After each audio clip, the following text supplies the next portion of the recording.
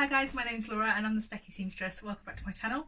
Today I'm here to show you my sewing room and an update to the sewing room tour I did over a year ago now, and a bit of an update following on from Tuesday's video talking about the clearing and sorting and tidying and reorganising that I have done. And lots of you had questions and things that you were interested in, so hopefully I can answer some of your questions in this tour. So, I am stood in front of my desk. I wonder if I can angle the camera down a little bit. There we go, so you can see a little bit better. This is where I usually film. You'll notice my background glasses frames there next to my desk. And this is the area that gets the most messy, and you guys saw that in the video. I've tidied this up and sorted it. I've kept the actual organisation of my desk area quite similar, just needed a little bit of neating up, because within the drawers of this beautiful dressing table that I was bought by my mum when I was a teenager, I had a bit of a hissy fit about it because I really wanted it, but it wasn't really what mum wanted me to have. But it fits perfectly in this corner, so my doorway is here and behind the door is a Kallax unit. It fits absolutely perfectly and it's great for sewing, although it probably didn't do the clothes storage job that my mum wanted when I was a teenager. And I've painted it up and stuff. And in here I have all the things that I like to have easy, quick access to. So I've got elastics and I've got my bobbins and all my threads and all my buttons and zips and all the things relating to my machine. And what else have I got? All of my scissors that aren't the ones that usually hang up there, but currently are downstairs because I've been cutting out a project downstairs. So along with that, I've also obviously got my machines. Now some of you noticed that this is my new overlocker. So I had an overlocker problem a few weeks ago and I replaced it, upgraded with an air threader, which I'm very excited about. And thanks to everyone who gave me some advice on what to buy. So I have my overlocker and my sewing machine set up all the time. I know that I'm really lucky. I did mean to say this at the start of my sewing tidy up video, that I appreciate that I'm very lucky that I have a sewing space that I can keep open all the time and keep set up. I would like to think that the tips and things that I gave in my vlog on Tuesday are kind of applicable whether you've got a sewing room or a sewing space that is temporary, but appreciate that some of it is more applicable for I was going to say a solid sewing room. It's not that a table isn't solid, but you know what I mean, like a permanent sewing room. So that's what I have set up. I also like to have some pretty things around me while I am sewing. So this beautiful wall display that I have here is, I don't know if you can quite see in the video, but it says International Women's Day and then the same in French. I got this fabric when I was in Cameroon.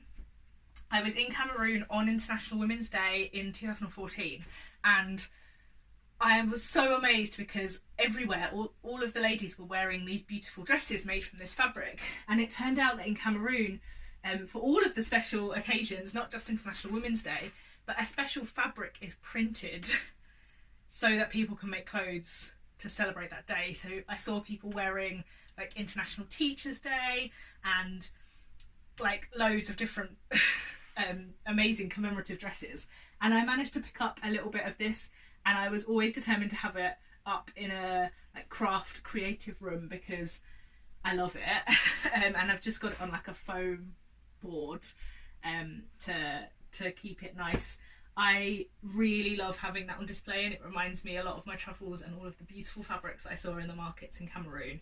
And I would love to go back to Cameroon and just buy all of the commemorative fabrics. The teacher's fabric was amazing, and I kind of was really jealous of the dresses that I saw people in for that. I've also got some artwork up here. So these are my portraits by Sunshine Joe and Lady Garden Illustration. Is it a bit weird having portraits of yourself on display? Maybe. My husband thinks so, but I like them, so I'm happy. And my wedding glasses, and then some notes and things. And like I say, I usually have some scissors hung up here as well. So that's my kind of sewing space. I like having my machines, both my machines set up at the same table. I know some people like to have like an overlocker station and a sewing machine station, but I just prefer having them both with me, and then I can kind of move between the two quite quickly. So I have them both. They just fit on that desk. Then I will move us over to the fabric storage, or the start of the fabric storage. So this unit used to have all of my heavyweight fabrics in it. It used to have things like all my coatings and wool blends. It had all my toile fabric in here. I had all of my like denims and cords and wools. And what I realised when I was organising last week was that that didn't really work, because the fabric that I had in the fabric chest, which I spoke about on Tuesday and I'll show you in a second, was everything else. You know, all of my jersey, all of my cottons, all of my viscoses, all of my silks, and they're the ones that I more regularly needed to like look at, see, rifle through, access, and having them in a chest made it quite hard to do that, and it made it quite hard to keep it neat to do that. So I decided that I would move all of those into here. So this is an 8, it's a 4x1, 4x2 Kallax unit, and in it we have viscoses and silks and like some drapey-ish wovens that remain a little bit unknown, but in all likelihood are poly, but like are nice. So all of my like drapey stuff here. Then we've got most of my cottons are here. So cotton lawns and cotton voiles and some quilting cottons, but all my kind of, you know, lightweight cottons are in this one. These are my beautiful African waxes, my Ankara fabrics, which is so nice to just see because they're so colourful. These two are sort of the cottons, slightly heavier weight, but not all of them are heavier weight. This one is slightly heavier weight, so it's things like needle cords, cotton satines.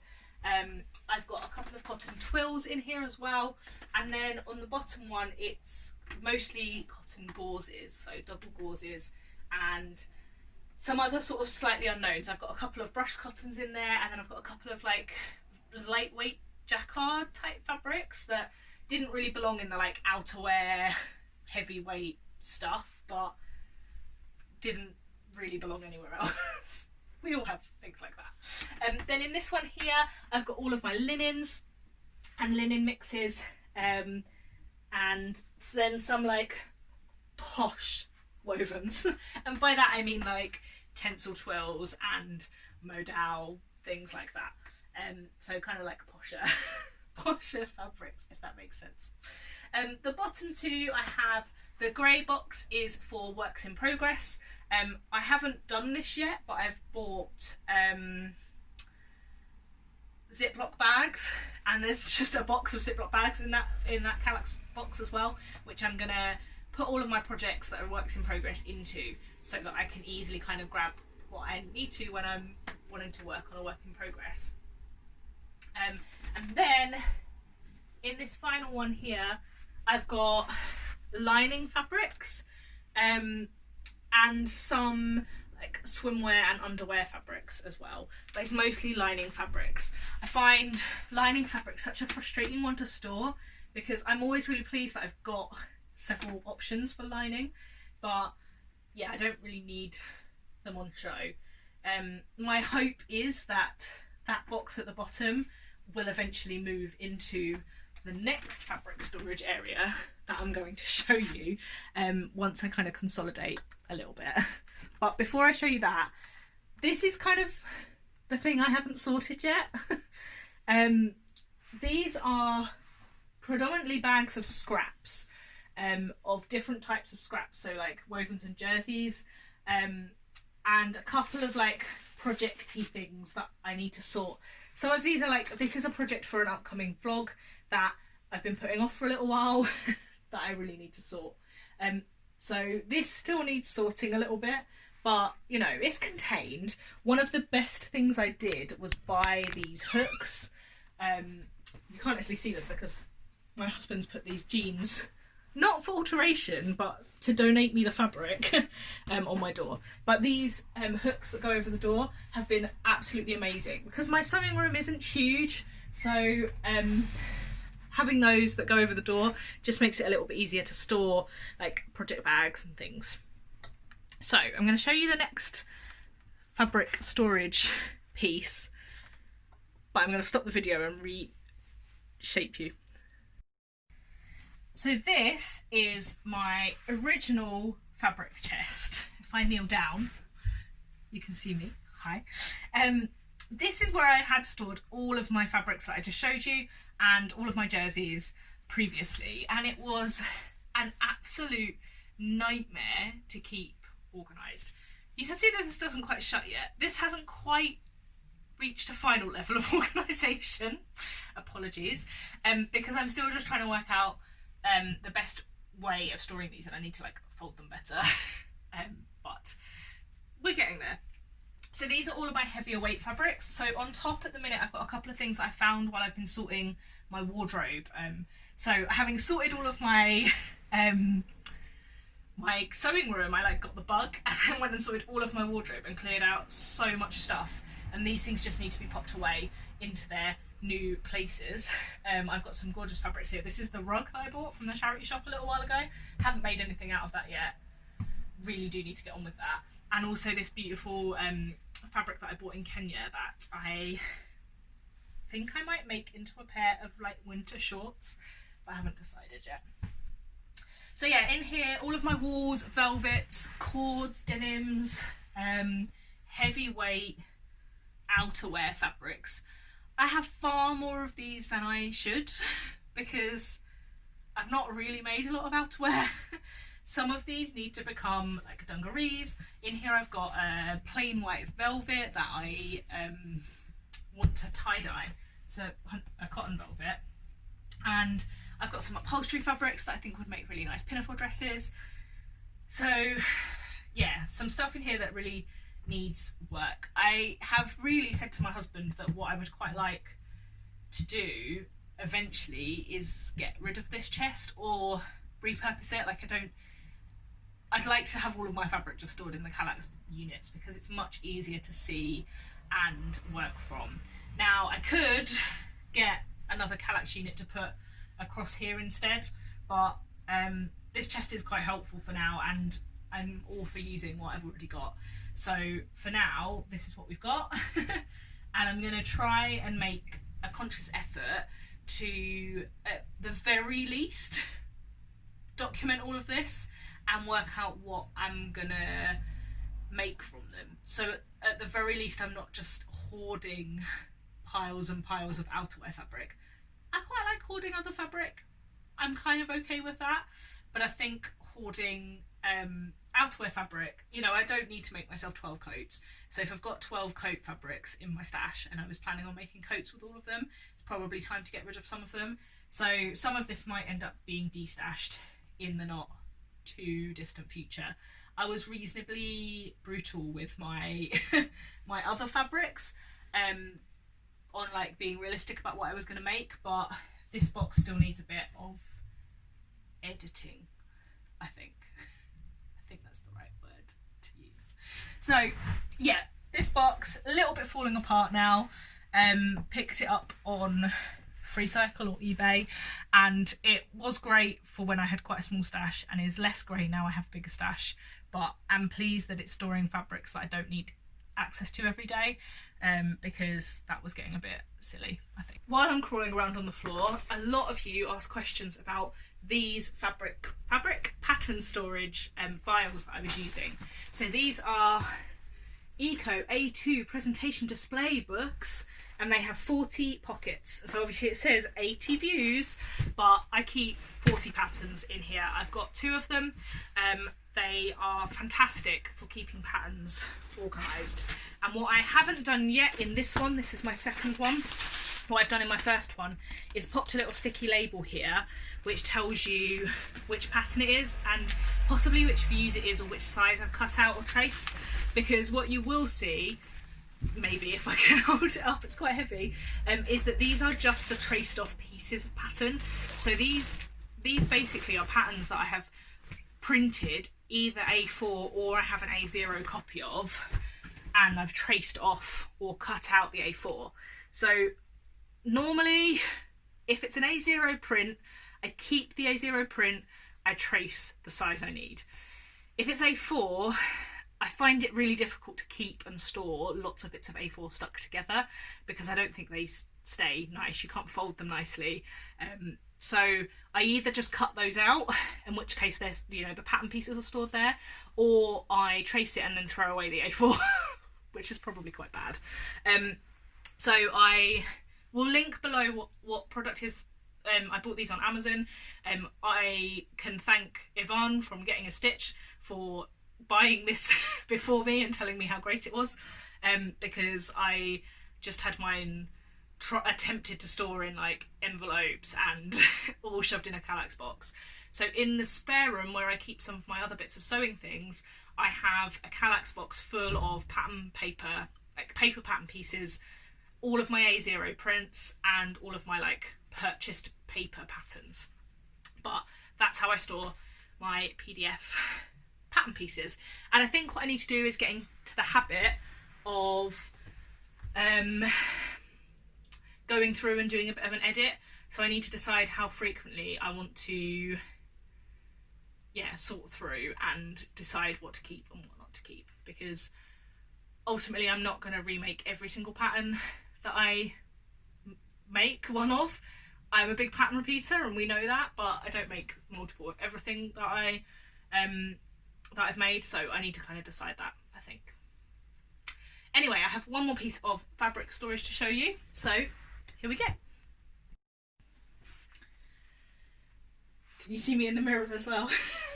So this is the last bit of fabric storage I've got. I've got a 4x1 Kallax unit which has all of my jerseys in it. So I've got all of my cotton jerseys here in like metre or less pieces. I've got all of my sweatshirting fabrics in this one. I've got all of my 2 metre plus pieces here which are for dresses, and then in the bottom I've got viscose jerseys hidden by, well, you can't even see it, but it's hidden by the case that my tripod comes in. I'm really happy with how the organisation has turned out. I'm really pleased with the fabric storage solutions. What's really great is that the fabric that's behind the door doesn't get direct sunlight because the door stays open during the day, so I don't have to worry too much about them getting any light damage. And yeah, it's just a really workable space, which is great because I've lived in this house for nearly 3 years, so it's good to, you know, have it finally functioning. It turned into a sewing room 2 years ago, so, and it was like a slow, oh, it's a study and a craft room, and then now it's just a sewing room. Although it's been great to come and work at the desk here, the little fold-out desk, while I've been working from home, since I've tidied it up, because it's just a nice space to work in. So that's been a benefit too. Like, maybe it is now a study again, but yeah, it's mostly a sewing room, and it's really nice to have it nice and tidy and like well organised. And yeah, I don't think there's anything else to tell you. I hope you've enjoyed having a little bit of a snoop around my sewing room. I always love seeing what people are up to in their sewing rooms and how they've organised things. And yeah, until next time, thanks so much for watching, guys. Bye! Hi guys, while I was editing that video I realised that I didn't really show you the shelves that I'd put up very nicely, so I'm going to show you them a little bit more now. So I've had this pile of pretty things on the windowsill for quite a while. They used to be on 2 notice boards that I had up, which you'll see if you look at my original sewing room tour. But I took those down because they were quite like messy and cluttered. So we had these shelves which we took down from the living room, and I sort of said, oh, they might be quite useful for the sewing room, and we finally put them up. And I've got all of my like the postcards that you get when you order fabric from things, some little motivational things.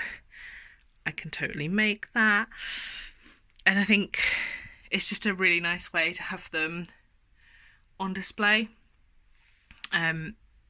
it's really nice been sitting here while I've been working at this fold-out desk. But also, if I can show you, I'm just backing out of the room. Like, as I walk past the room, I see them, so it's just nice, and I'm very pleased with them.